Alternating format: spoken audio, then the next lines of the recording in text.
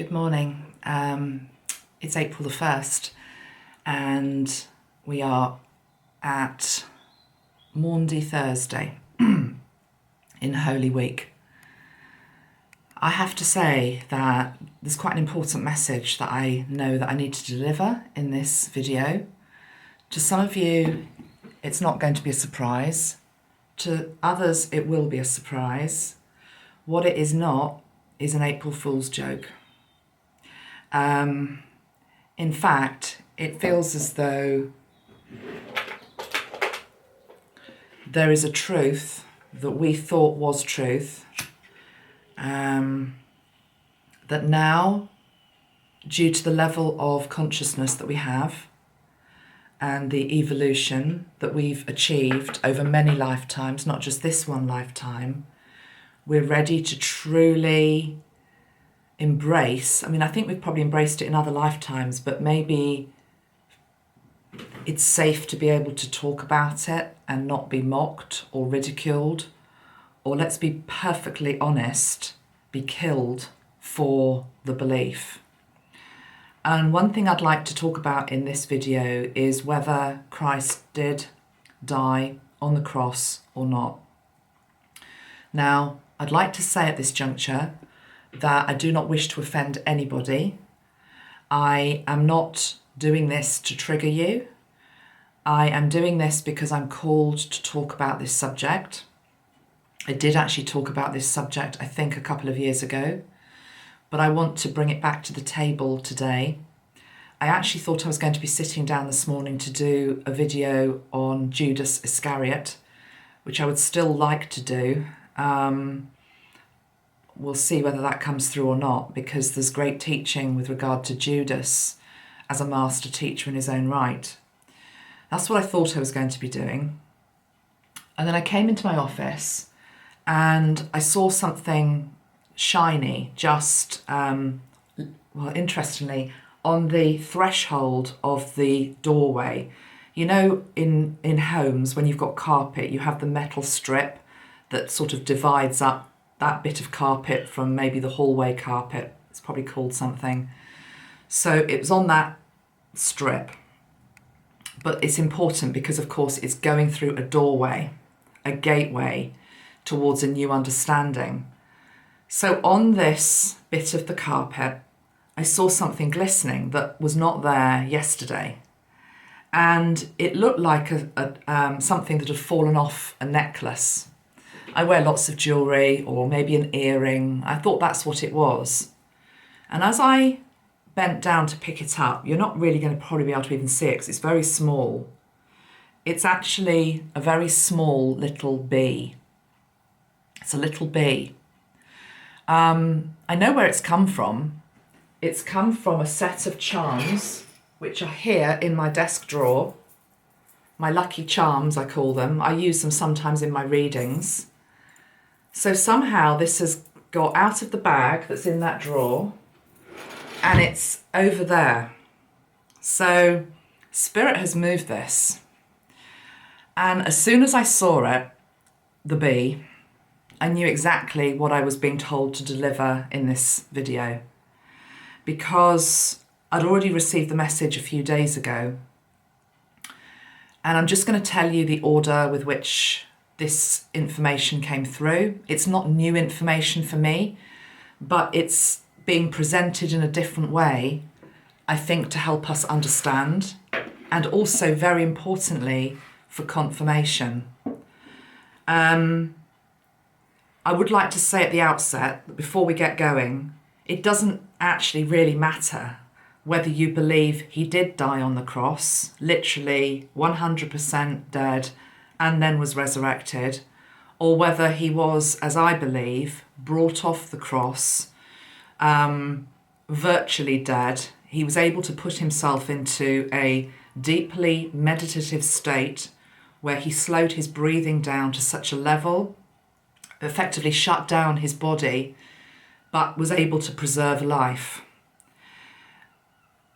Brought down from the cross, put into the tomb, was nursed back to health, by a number of people, one of whom principally was Mary Magdalene. Not just Mary Magdalene, but Mary Magdalene was the principal lead, if you want to call it that. Okay. I've talked about this before when I've run workshops on Mary Magdalene. It's what I believe to be true. So let's scroll back a little bit.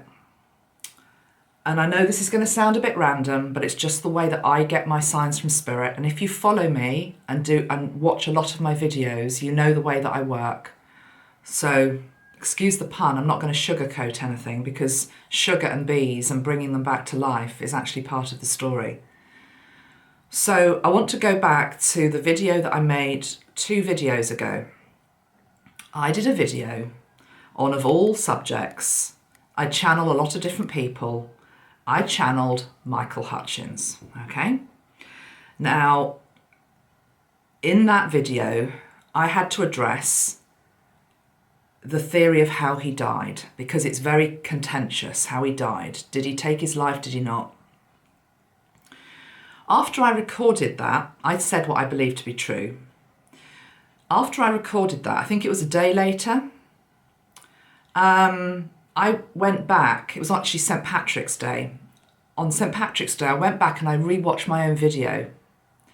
And at the moment where I talk about, was somebody else involved in your death, the screen goes green, completely and utterly green.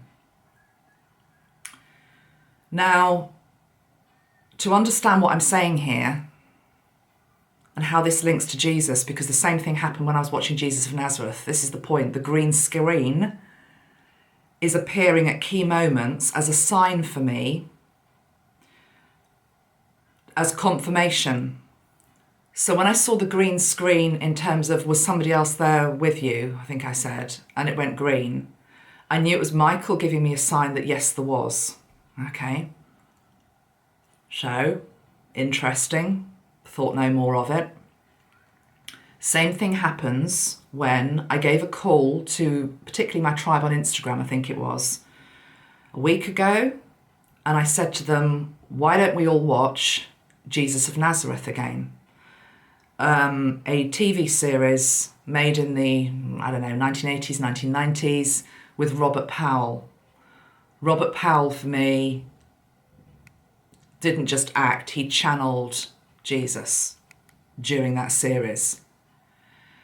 And thought no more of it. A lot of you have watched it. It's 6 hours long.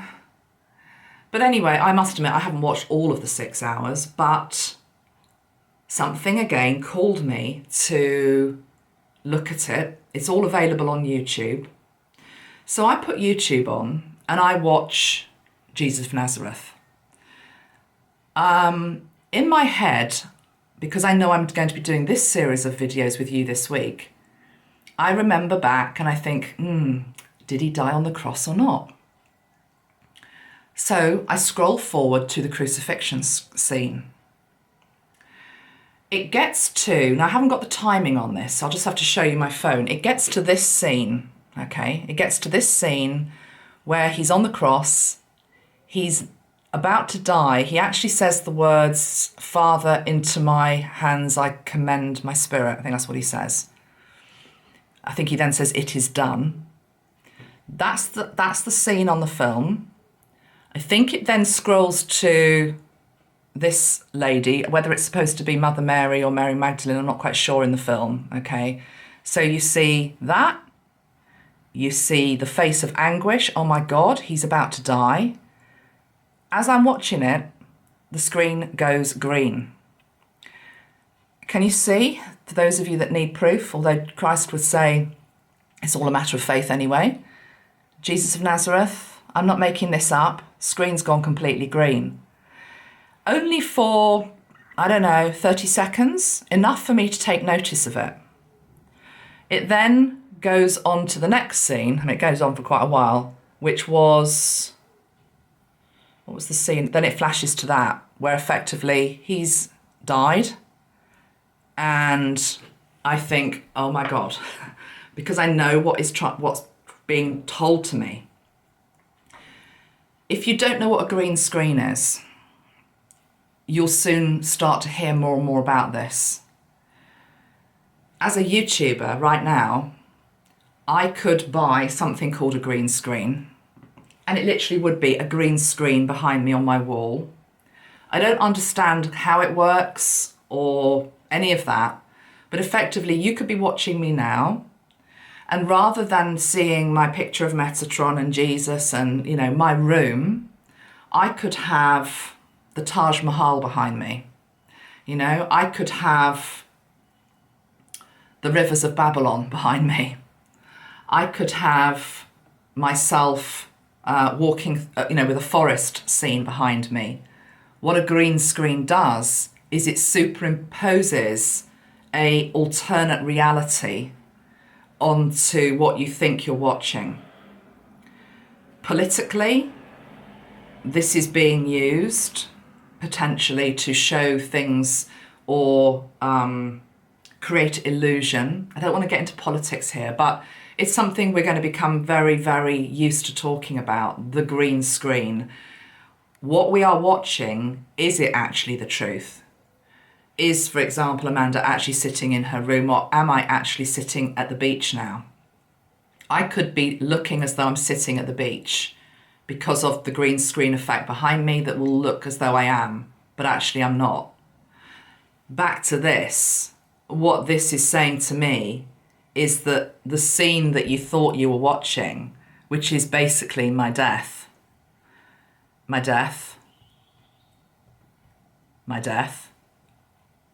there is another alternate reality here, and you're being asked to at least bring it to the table and think about it. And what I mean by that is that he was at this moment where it looks like all is lost, literally giving up. Not giving up, but, I commending myself to Spirit, commending myself to God. It is over. It is done. It is done. What actually did happen within this energy? What I have been led to understand, you don't have to agree with me. I'm just putting this out there because I'm being told to put it out there. I'll come back to the bee and what this means in a minute.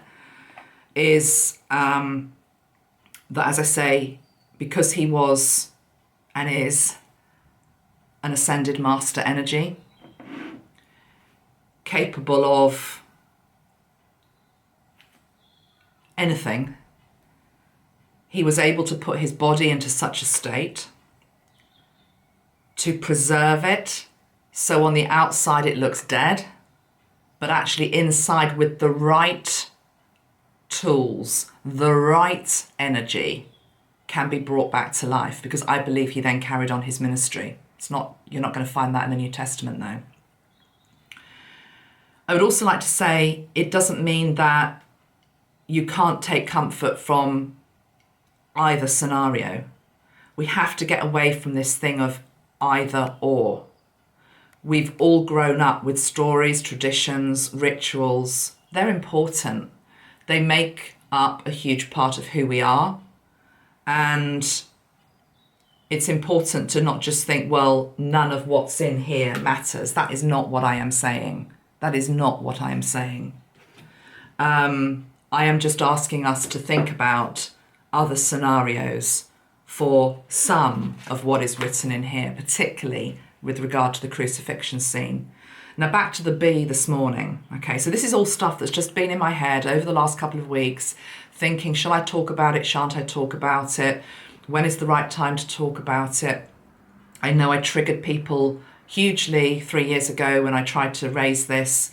I'm not trying to do that. When I see this bee this morning, you see, again, last week, when I was thinking, again, about what do I say? Do I start to talk about this? At the moment I'm thinking that, I look down at the ground and there is a dead bee on the ground. I literally nearly tread on it. Fortunately, I don't. But I knew as soon as I saw the bee that looked virtually dead, that again, it was the same message, because if you know anything about bees, they can appear literally as though they are dead. They are not moving. They are, I don't know what it would be called, but they just go into this comatose state. And you can revive a bee with a combination of, I don't know what it is, honey, no, not honey, sugar, water. That's usually what we do, a little bit of sugar or something.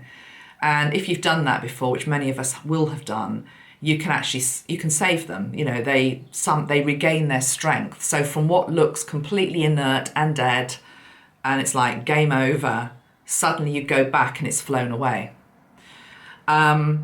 When I saw this morning, that, as I say, has just managed to transport itself from there to there overnight, I knew what he was saying to me. It's the same analogy. It's to do with being able to revive something back to life. Now, you revive something back to life. This is before the whole resurrection energy as well, but we'll talk about that in a moment. Well, it is resurrection energy, but it's just a different take on it, I suppose. Sorry, let me just tune in again. Just lost my train of thought there. The bee, reviving it back to life, the right tools. Yeah, okay. So the right tools, what are the right tools? The right tools is the energy of love, okay? And think about the bee and what it represents. Honey. What is honey? Honey is to do with sweetness of life. It's to do with joy. It's to do with what makes us happy. It's to do with the vibration of sweetness, of joy, of the smile, what I was talking about yesterday in video 1. Now, I just did a quick search on Google because I thought, well, the bee must also have other symbolism linked into Christianity, and it does. And I'm no expert on this. You can go and look for yourself, and lots of you will probably already know. But the bits that I've just taken out that really jumped out at me straight away was this. Now, I didn't know this. It says that in the Gospel of Luke, when Jesus appears to his disciples after the resurrection, they give him a fish and they give him some honeycomb to eat. Okay, so they give him honeycomb to eat. Now, when I read that, it was like this moment, almost like a green screen moment. It was like, oh my goodness, I understand that now in a new light. He appears after his resurrection. He appears after the healing. He appears when he does come back to life, but he's nursed back to life with the energy of a honeycomb, the bee, honey, sweetness. The bee and honey appear multiple times throughout the whole Bible, Old and New Testament. The other bit that I want to pull out of this is that if you think of a beehive is about community. We are all part of that community. I showed you this crystal yesterday, the cathedral quartz stone, and that we effectively are all the community. We're all somewhere in this. We might be on the outer rim of it, we might be deep inside it, we might be on the top, we might be on the bottom, but together we make up this energy which is called Christ consciousness. A bit like a beautiful honeycomb structure that the bees make home. Now, the other thing about a beehive community is that, think about the queen bee.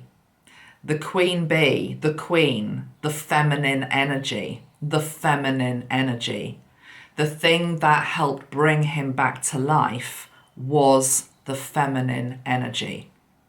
I've been clearly shown it was the two Marys, obviously his mother as well, but Mary Magdalene also as this master teacher energy. Okay. I could bring Mary in a little bit here, but I've done separate videos on Mary, but I will show you one beautiful picture, which is from the new deck that I'm creating with Jane Delaford Taylor. I'm just going to give you a sneak peek of this just to show you the power of these two together, because when you see the power of these two together in terms of who they actually were and what they represented, you will understand how the two of them combined create enormous miracles. Now, so I'm just struggling to find it, having said that. Maybe it's on my phone. It's one of Mary, Magdalene and Jesus combined. I thought I printed it out. I've got it on my phone, otherwise I'll show you on my phone. I will show you this one as well, though. This is actually, look at this. Wow. I mean, Jane, you're spot on here.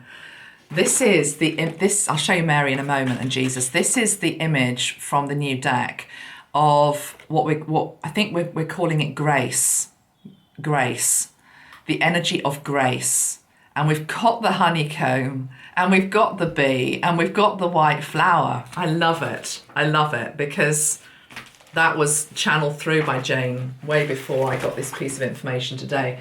Let me just show you this painting quickly of Mary and Jesus because it's very, very powerful. That's what I'm talking, okay? Divine masculine, divine feminine combined. And the Vesica Pisces, which of course is the creation of something new in the centre. Yeah,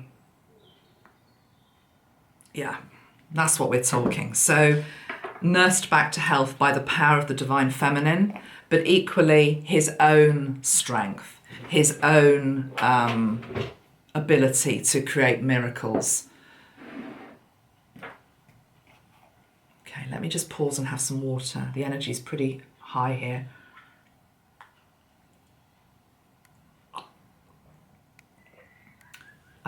This card was on my desk today from the Doreen Virtue deck, Messages from Jesus. I pulled it yesterday, but I'm looking at it again. Think about the flower and the bee and the symbolism of nectar. Isn't that beautiful? The little boy, the flower. You know, you can just imagine a little bee there on the flower as well. It wouldn't hurt the boy. But I just love that image. Ask and it shall be given to you. So we're just being asked to, what actually he's saying to me here, Christ is saying, he's saying, please keep an open mind to what you've been told. And to have an open mind is to be able to learn more. Okay, so I'm going to bring him in now at this moment. Let's see where we want to go with this and what else wants to come through.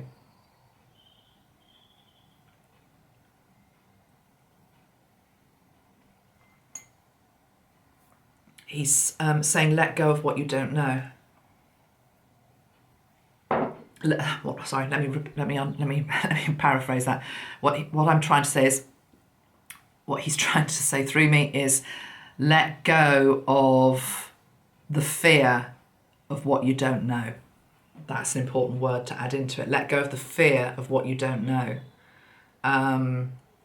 This new era that we're entering into is to do with the new gospel. Okay. All right, let's just see what message wants to come through today.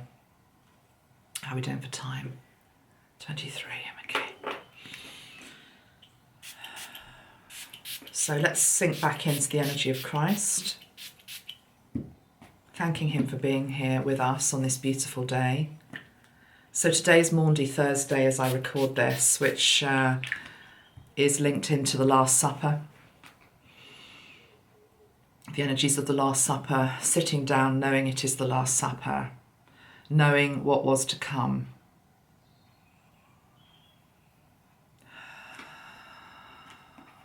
Welcoming you, Jesus.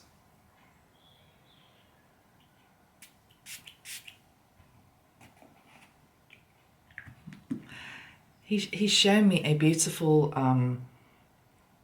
image here of we're going forward in time. We're not at the Last Supper. We're actually at almost like Easter Sunday energy, where the stone is rolled away from the tomb and they discover that he's not there. And then I believe it's Mary finds him, discovers it's him. Oh my goodness. And I'm just seeing this vision here of both of them hand in hand, and they're walking around this garden, which is not barren. It's not barren. The way it's being portrayed, maybe in art or in film, has always been this sort of dusty garden with a stone I'm seeing it very fertile. It's filled with flowers. It's filled with flowers and trees that are in bud, blossom trees that are in blood. I'm hearing sycamore as well. Sycamore, I know is a tree, but for some reason I'm hearing sycamore, olive, the olive tree, but equally the flowers.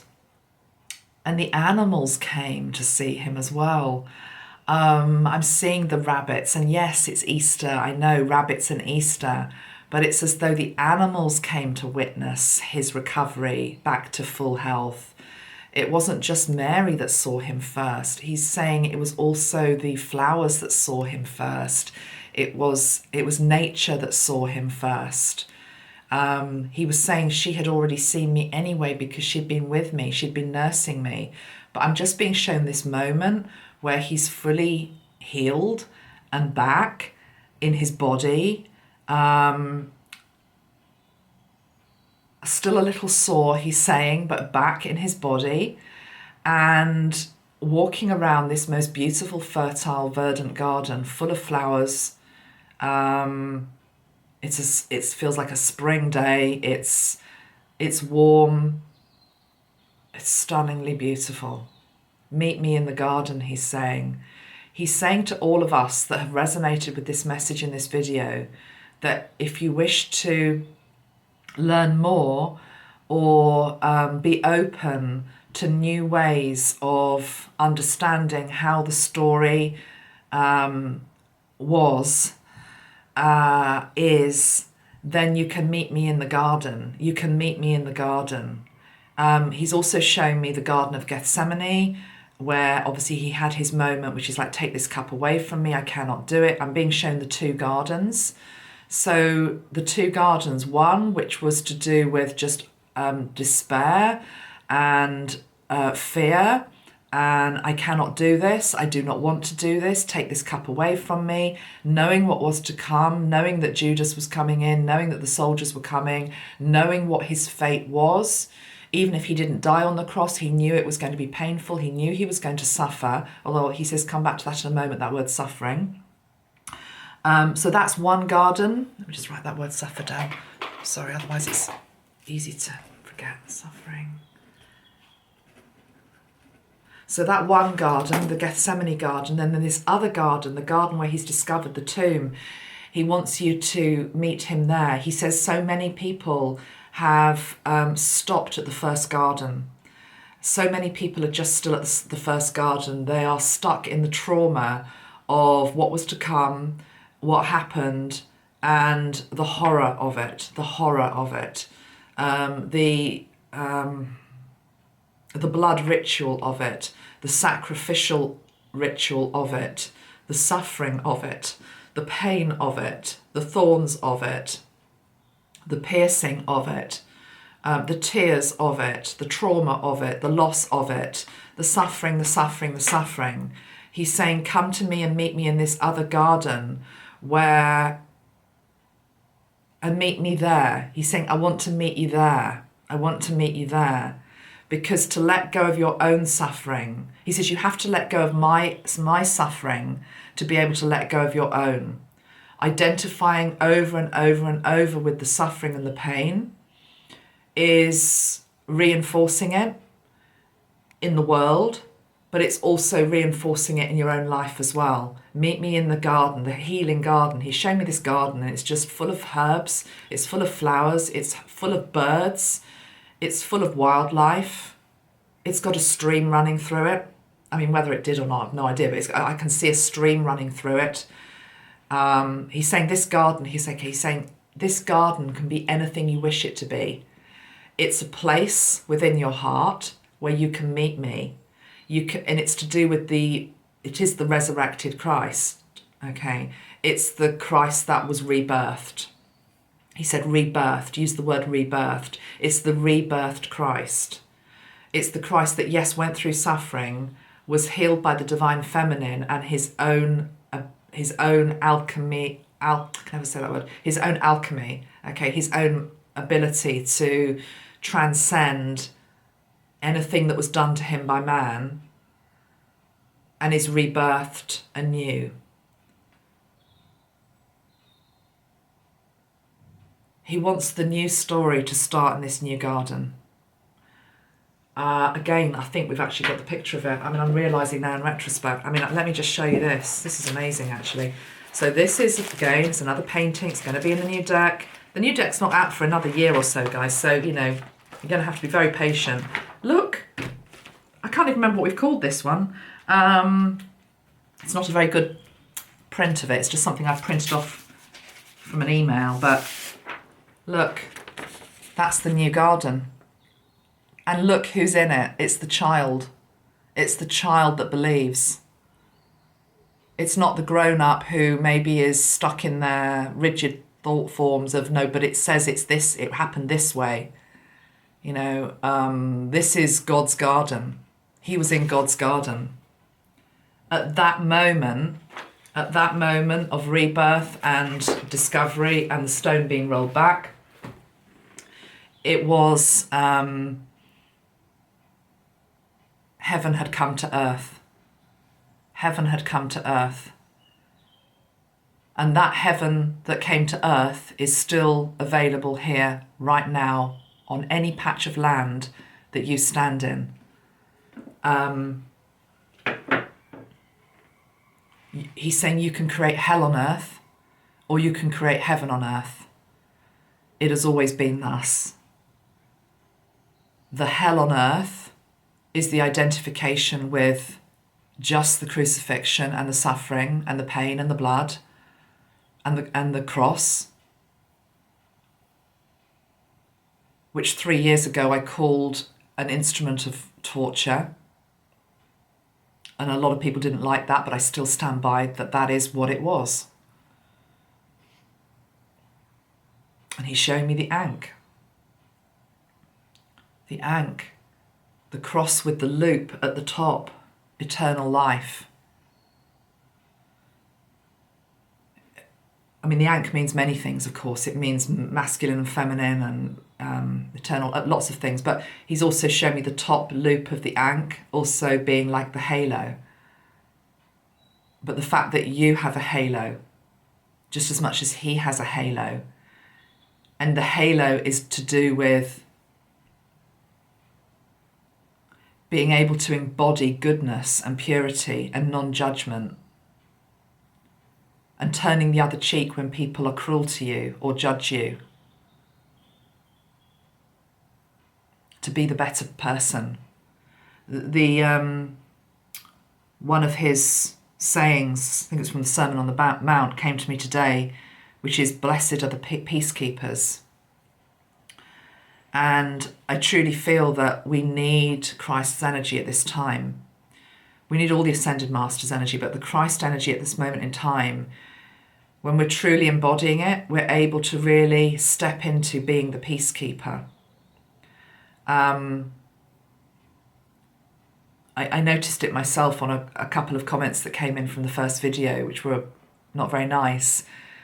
And with him with me, or with him within me, with his energy embodying me, there was no sense within my being of wanting to attack back or answer back, or, because, you know, I'm a human being. I'm very able to do that, like the best of them.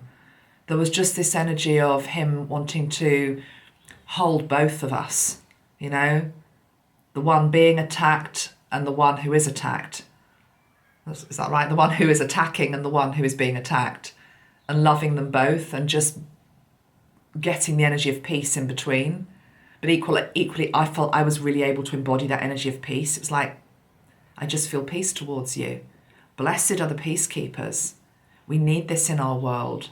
We need this in our individual lives as well, in our families, in our communities, in our jobs. And I truly, truly feel that he can help us with this. But also it's getting back to this energy of just complete purity and innocence and love and sweetness and joy.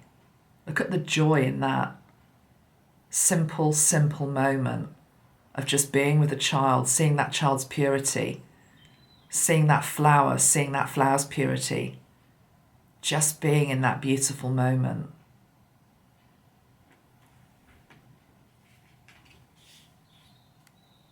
Okay.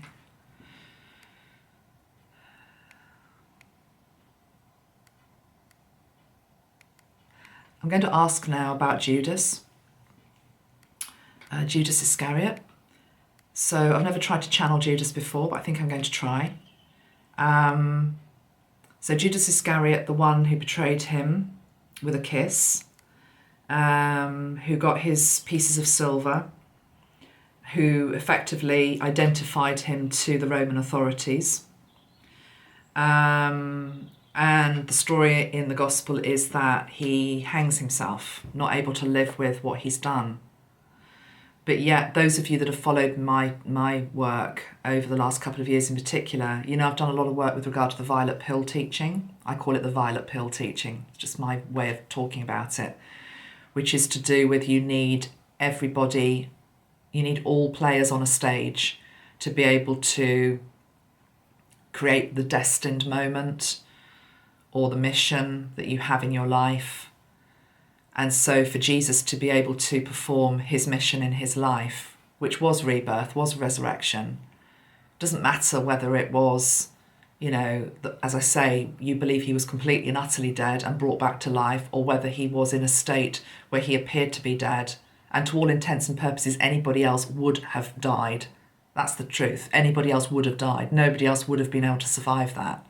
It was because of his ability and his frequency, not ability, his frequency, that he was able to shut down in the way that he did to preserve himself, but equally to bring himself back to life with the help of the divine feminine. Okay, so whichever way you look at it, you know, it's a rebirth moment, it's a resurrection moment. For him to be able to do that, because you need the pain and the suffering, and you also need the rebirth story, you need somebody that is the catalyst for that, and that was Judas. Can I actually just say something before I get into Judas too much, because I've forgotten to go back to the suffering bit. I want to say something about his suffering on the cross. So my understanding is that if you're in that type of situation, you know, I'm talking about something very horrific, beyond the point whereby you need to feel it to have experienced it.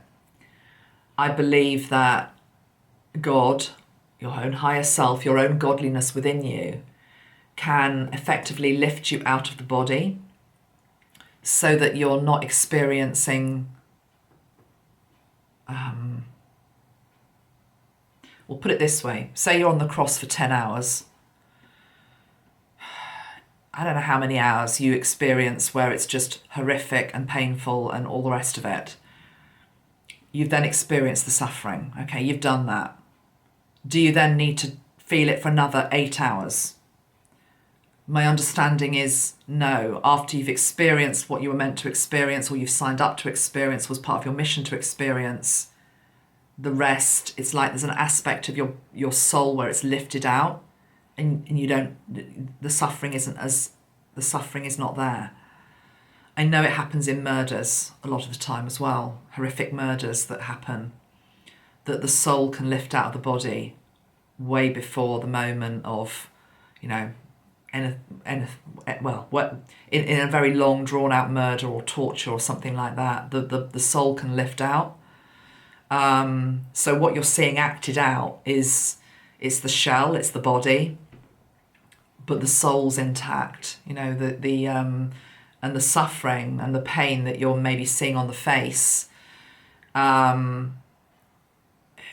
It's almost like we're back to that green screen type thing. It's as though it is happening, but yet at another level, there's an aspect of your being that's lifted away, and you're not suffering. I was actually, I mean, I know, again, some of you know this, but for me, that revelation came in, or I was told that by Spirit. A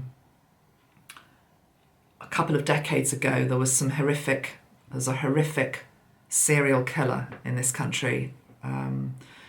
And the cases were so horrendous. I couldn't get my head around it. It was Fred and Rose West. And one day, the Spirit just said to me, you need to understand that they were lifted out of their body before a lot of what happened to them happened. And I thought, oh, okay, I get it. So, yeah, I mean, it's heavy to talk about things like this, but we need to be talking about things like this because we're in Holy Week and we're now virtually up to Good Friday. And this is at the point where we're you know, it's to do with, in many places, particularly many churches, it is all to do with the suffering. Again, I'm really not wanting to offend anybody, but, you know, I've been to church for many years through my life. And I used to go to Good Friday services. I used to enjoy being there for 3 p.m, which was supposedly the hour when he died. And I still enjoy a lot of the beautiful music and the hymns, which are otherworldly. I think I've said before, my favourite Good Friday hymn is My Song is Love Unknown. It's just a stunningly, stunningly beautiful song.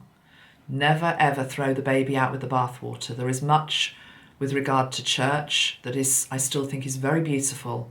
A lot of the ritual, a lot of the prayer. But there's also a lot that I don't agree with, and I don't need to be in a church anymore to think about Christ on Good Friday. We're doing it here, this way, today.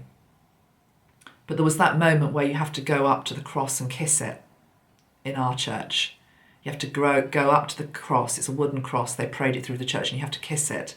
I couldn't kiss it. I didn't want to kiss it. To me, it was an object of torture and suffering. I want to kiss the beautiful face of Christ, rebirthed. I don't need to identify just with that part of the story. And it's as though that's where we've got stuck. We've got stuck on the suffering. And the new gospel, for want of a better word, which we are going to create together. This is the interesting thing and the exciting thing about it. When I say we create it together, he's there in there with us, you know. He's not separate from us. That's the thing with Christ consciousness. It's within you. It's within me. He's here with us right now. He's here with millions of people around the world right now. And it's not about the church. It's not about the institution, unless you want it to be. The new gospel is what we create together. And it's, you meet him in the garden. And there is no blood. There is no suffering. There is just the energy of profound and utter healing. And light and love. Anyway, I feel as though I need to just bring in the energy of Judas here, as I say. So the one who betrayed Christ for the pieces of silver, the one who betrayed him with a kiss. So again, it's almost like the kiss. Interesting, I was just talking about I want to kiss his face. Wouldn't it be beautiful if you could actually kiss Judas's face as well? That would be the ultimate energy of forgiveness. So we've got 2 kisses. We've got the kiss that betrayed him and led to what happened. And we've got the new kiss in the new garden, which is, I just kiss your face. And I tell you what I'm now being told. And he then says, and I kiss yours, my child. I kiss yours. It's like one of those greetings they have in Europe, which is like, we don't do it here in the UK. We're very formal. But no, in Europe, it's like, it's reciprocal. It's reciprocal because it's like, I see the beauty in you. I see the love. I see God in you. And then he is saying, and I see the beauty and I see the love and I see God in you. I see God in you, my child. Okay, Judas. Right, Judas. Let me just say something here. Again, been thinking about this for a week or so. What came to me, what was given to me, was that Judas set up. I mean, it was there before, but it was cemented, really. The archetypal energy of, God, my hands are really sweating. That never normally happens. I've just got so much, sorry, it's a bit gross, but it's just like water leaking out of my hands. Of course, I've got water leaking out of my hands rather than blood. There's no blood coming out of my hands. We don't need stigmata. We don't need that to prove that Christ is here. We've got the energy of water coming through the hands. How perfect is that? Can you see the water in my lifeline and my lines on my hands?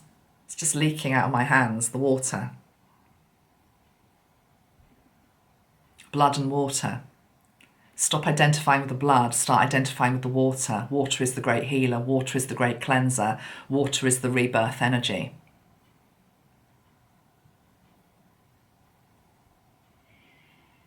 Okay, so Judas. It's almost like wanting to, what Christ is saying is it's almost like he wants us to rebirth Judas, for us to see Judas in a new light, in the light that he actually deserves to be seen in.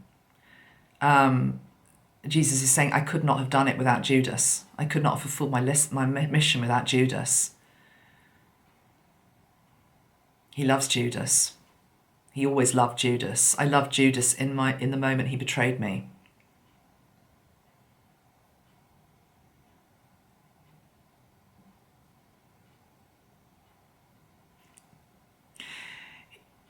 I mean, I'm just wanting to laugh. Well, not laugh. I'm just smiling a little bit because it almost feels sacrilegious to say Jesus has a sense of humour, but why would he not have a sense of humour? You know, it's like, again, that's the way he's been portrayed, this very sort of like, you know, can't have a laugh with Jesus. Of course you can have a laugh with Jesus. It's back to what we were saying in yesterday's video. He understands every emotion.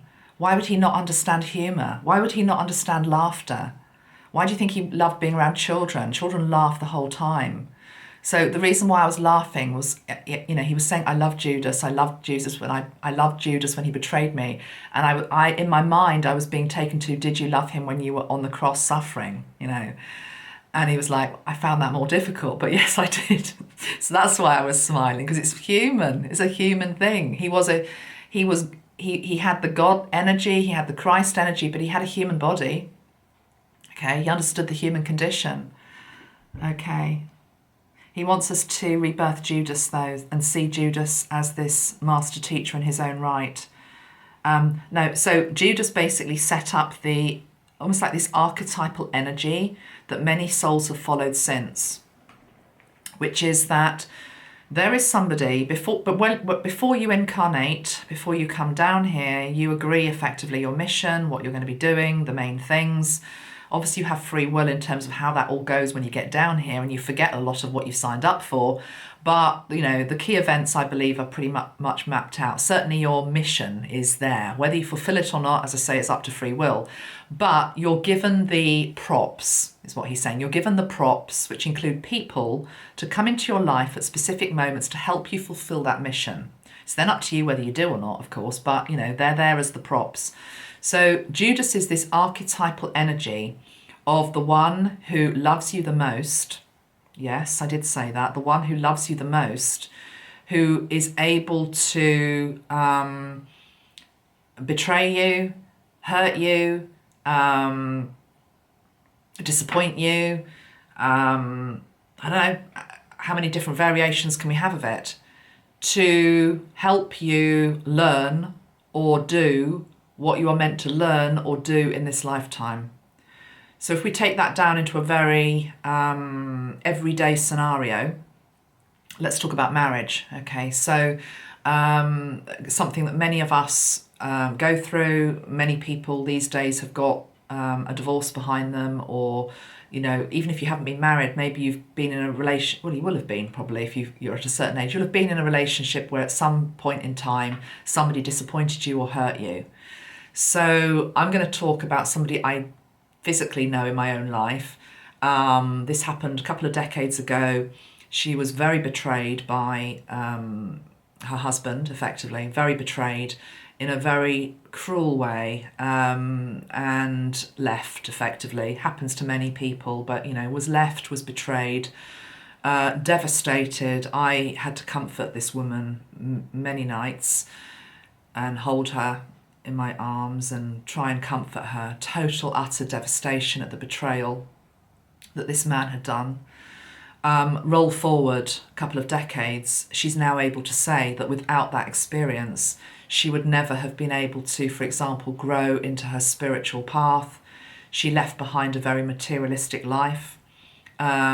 She learnt independence. She learnt strength. She learnt so many things from that experience that, 20 years previously had virtually destroyed and crushed her. So then you have to look at the person that does that and think, well, actually, they've done something there to move me along, to help my soul to grow, to bring me something, even though I didn't want it at the time, that actually has led me to where I am today. I'm a better, stronger person for it. So many scenarios in terms of how it can play out in our lives. The one that often hurts us the most, betrays us the most, is the one where we get the biggest learning from. All of us will have people like that in our own lives. Very likely they may be in your own family, you may be in a relationship with them, you may be, in business with them. You will have somebody like that in your life. And it's the Judas archetype. It's the one who basically signs up, pre-incarnation, puts their hand up and says, I'll be that one that hurts you. And by being that one that hurts you, I realise that everybody else is going to judge me, ridicule me, say nasty things about me, diss me, whatever. But it's okay because I love you enough, because I know that you need to learn independence, strength, courage, whatever it is that you need to learn in your life. I'll be that one that does that to you. And of course, pre-incarnation, there is just love. So, you thank and, pretty much get down on your knees and say, thank you for doing that for me, because nobody else wants to do it, because everyone wants to come in and be the good guy. Everyone wants to come in and be the one who everyone loves, and everyone says, oh, aren't they wonderful? And oh, wow, what an amazing person. Nobody wants to come in and be the one who's like, God, they're an absolute, whatever. Look at what they've done. So you've always got to see it from that higher perspective. So we call it it's like the Judas archetype, played out in a huge way, obviously, in the story of Christ, but take it down into your everyday lives. So Judas modelled it with complete perfection and helped Christ to be able to deliver what he was meant to deliver. Okay, let me just have some water, and we're going to see. I have no idea how this is going to work. Let's just see what wants to come through.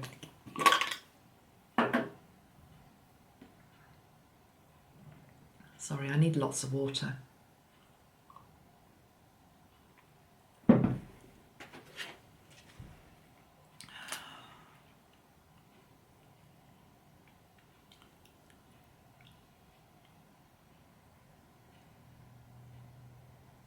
don't know why I had to open this at this page, but I'm opening it at, this is not for this week, but I've opened it at Acts 21, and it's Paul, of course, the energy of Paul and Saul. Oh gosh, there's just so much coming through. Okay, let me just try and condense this down. Judas.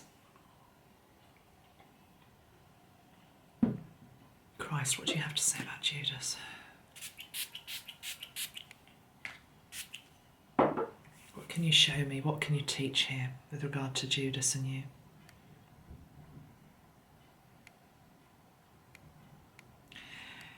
He's showing me pre-incarnation, them both being pure spirit before they came and acted out what needed to be acted out 2,000 years ago.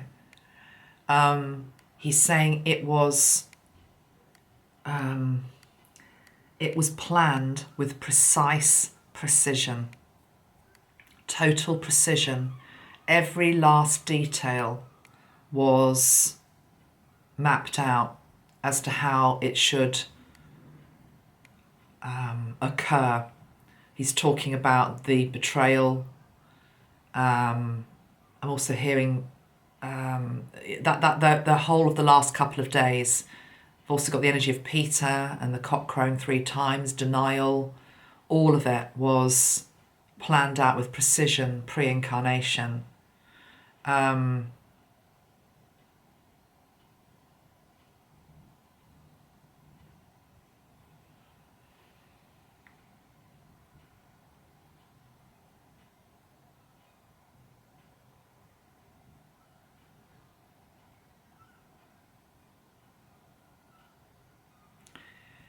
I'm still pre-incarnation.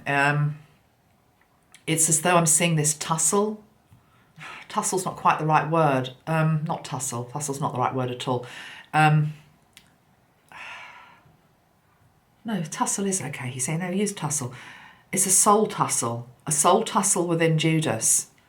There was a part of Judas that even pre-incarnation was a little bit reluctant to do it. Nobody else was prepared to do it. Nobody else was prepared to do it. This soul, the soul that embodied as a human being as Judas Iscariot, was a lion heart, is what Jesus is saying, was a lion heart, was the one who volunteered to do that for me. And I'm just seeing this empty space, as I say, pre-incarnation, Jesus, and it's like coming back, he's about to come down to earth, into the body, to be the child, to be the baby Jesus in the manger, all of that. And it's as though he's looking around and there is just this energy of white. There's nobody there. And then it literally is out of the whiteness, out of the purity, comes this shape, this energy, and it's Judas. And he's the only one who said yes, and I will do it. And I'm feeling very humbled at that. Very humbled at that. Just out of this, because the other thing is he's coming out of this white, pure energy of total and utter purity. Total and utter purity and love. It's literally like the clouds, for want of a better word, parting. And he's coming out. And Jesus is just standing there waiting to come down, waiting to incarnate. This is a strange thing to say, but I'm almost feeling as though he waited quite a while to incarnate. Of course, there's always a divine timing and a perfect time for these things to happen. But it's as though I'm almost wanting to say it could have happened sooner than it did. But nobody was coming forward to play the part of Judas. Who would want to come forward and be the one who, for the next 2,000 years, was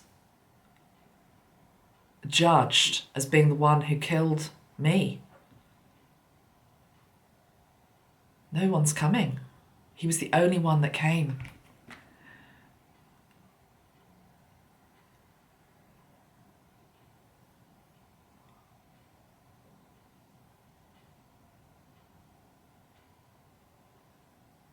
He came with heavy heart. My goodness, this is a difficult lifetime. His whole life, before he betrayed Christ and obviously he hung himself, the whole life was difficult. Or if not difficult, just I'm feeling this heaviness. It's as though my feet are feeling as though they've got lead in them, lead boots. It's as though it was a heavy task. It was a heavy burden. And he did it because he knew somebody had to. He was pushed. He's saying he was pushed by God. It's as though literally he got the push in the back from God to go. And he did so out of the goodness of his heart. But there is just this heavy energy with him. I think it's like it's so heavy, guys. It's because he's carried so much for so many years. It's so much judgment and misunderstanding about who he was and his role and the necessity of it. And so many people have despised him and hated him and misunderstood him. And it's as though he's coming forward here as for this moment of complete acknowledgement. And Christ is now pushing him into the spotlight. I've just got this room. It's a stone room. It's a home, but it's a stone room. It's a circle. And there is sand on the floor. There is it's a stone circle with sand on the floor. It's a very basic dwelling house from the time of Christ. And Okay, now I'm seeing, oh God, this is so beautiful. Now I'm seeing the other disciples entering the room. And they're sitting round the circle. And each one of them is coming back up towards Judas. And they're kissing him on the cheek. And they are forgiving him. And Christ is saying that each one of us is represented by one of these disciples, whether it's Matthew, Mark, Luke, John, Thomas, whoever, Mary. Mary's there. Mary's the first to go and kiss him. Mary kisses him on both cheeks. Mary's the one who's encouraging the others to come forward. And the thing is, they're coming forward on behalf of all of us. So when John comes up to kiss him, some of you are John. When Luke is coming up to kiss him, some of you are Luke, etc. Peter feels very emotional. I can see him very clearly. He's got a beard. I know he's got a beard. I mean, they all have beards, but beard, curly hair, quite a broad man, dark eyes, dark skin, well-oiled arms. It's just like weathered arms, rather. Weathered arms. Peter's the one who goes up to him and truly embraces him.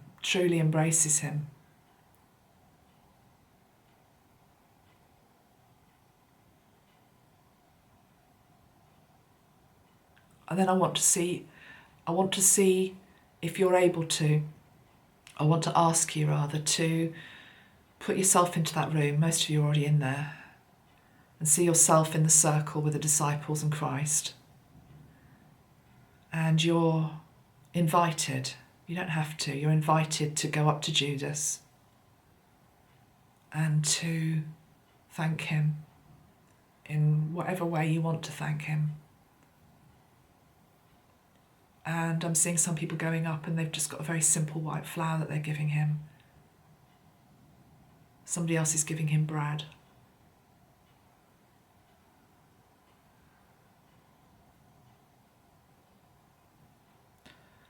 And somebody's giving him gold.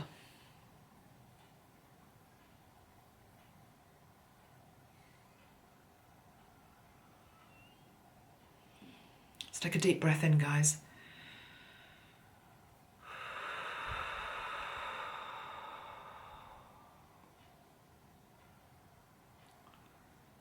And I just feel with Judas, he's like looking around at all of us now. And he's just saying, thank you. Thank you. Thank you.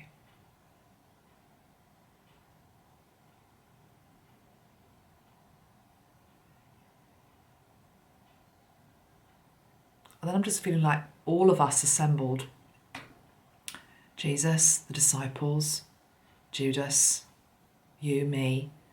It's as though we're being invited into that second garden. And it's like this amazing picnic. It's the only way I can describe it. It's as though there are all these... There's a feast laid out.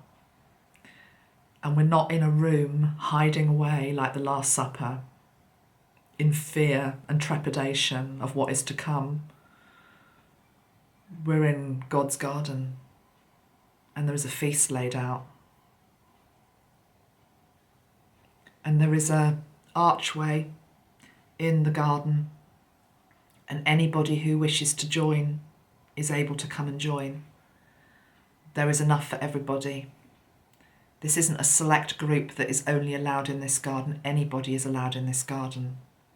So if you would like to bring somebody into this garden that you love, or you'd just like to be there, it could be a child in Syria, it could be a refugee, it could be a homeless man on the street that you pass every day. It doesn't matter who it is. Bring them into the garden now as well. And realise that this space is huge, is able to cater for the whole world if the whole world wants to come. And there is enough for all. And in this place, there is a desire to learn, to explore, to dig deeper into our hearts, to truly understand what it is to be a Christed being, and to shine that light into the world for everybody.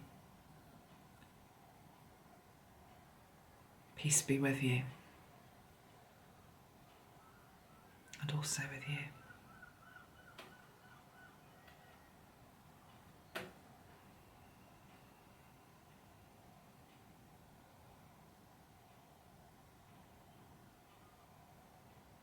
Okay.